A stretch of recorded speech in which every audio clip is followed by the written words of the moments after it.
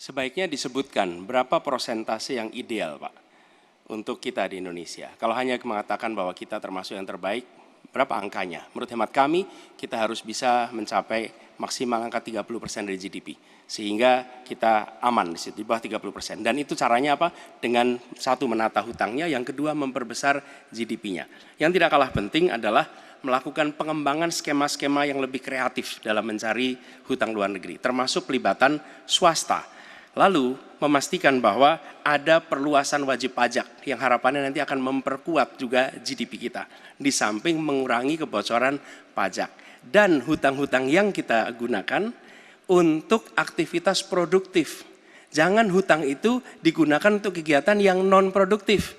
Misalnya, hutang dipakai untuk membeli alutsista bekas oleh Kementerian Pertahanan. Itu bukan sesuatu yang tepat. Justru kita harus sebaliknya yang kita kerjakan. Baik, terima kasih. Harap tenang dulu. Kita kembali ke calon presiden nomor urut 2, Bapak Prabowo Subianto, untuk merespon tanggapan dari kedua capres. Waktu Bapak 1 menit, silakan. Saya nggak mengerti, jangan-jangan guru kita, buku kita sama, Pak Ganjar. Kok saya banyak sependapat, terus aja.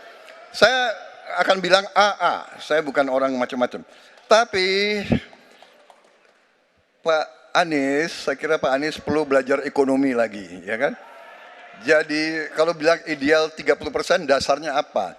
Yang di bawah kita itu Arab Saudi, Rusia, pokoknya negara-negara yang punya sumber alam yang luar biasa. Tetapi 40% ya salah satu terendah sekarang. Jadi kalau kita mau bangun industri, tadi saya setuju sebagian dari yang Bapak sampaikan. Oh iya, kenapa?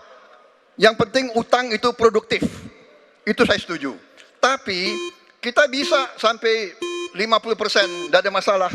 Kita tidak pernah default. Kita dihormati di dunia. Baik. Terima kasih. Baik, terima kasih. Baik, kita beralih ke pertanyaan untuk calon presiden nomor urut 3, Bapak Ganjar